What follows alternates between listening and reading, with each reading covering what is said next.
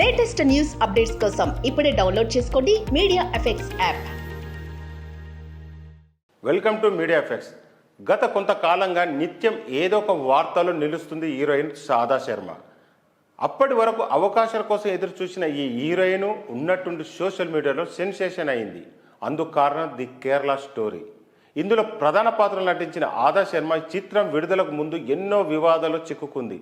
కానీ రిలీజ్ అయ్యాక రాధా నటనపై ప్రశంసలు కురిపించారు సినీ విమర్శకులు. ఈ సినిమాతో భారీ విజయాన్ని ఖాతాలో వేసుకున్న ఈ బ్యూటీ ఆ తర్వాత బస్తర్ సినిమాలో ఛాన్స్ కొట్టేసింది.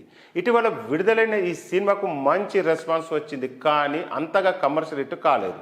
ఇదిలా ఉంటే కొన్ని నెలల క్రితం రాధా శర్మ దివంగత హీరో సుశాంత్ సింగ్ రాజ్పుత్ నటించిన ఇంటిని కొనుగోలు చేస్తుందని వార్తలు వినిపిస్తున్నాయి.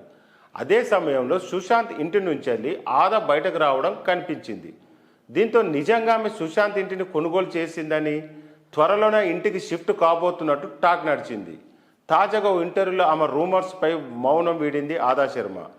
సిద్ధార్థ కన్నానికి ఇచ్చిన ఇంటర్వ్యూలో రాధా శర్మ మాట్లాడుతూ, ప్రస్తుతానికి నేను ప్రజల హృదయాల్లో నివసిస్తున్నాను. అద్దె చెల్లించాల్సిన అవసరం లేదు. ఏదైనా సరే మాట్లాడడానికి ఒక సరైన సమయం ఉంటుంది.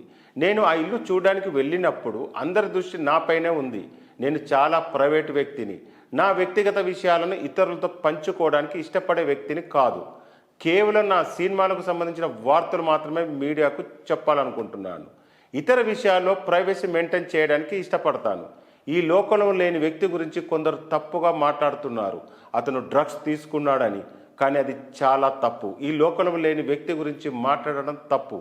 ఆయన అంటే చాలా గౌరవం. నన్ను ట్రోల్ చేయడానికి కానీ లోకంలో లేని వ్యక్తి గురించి మాట్లాడడం తప్పు.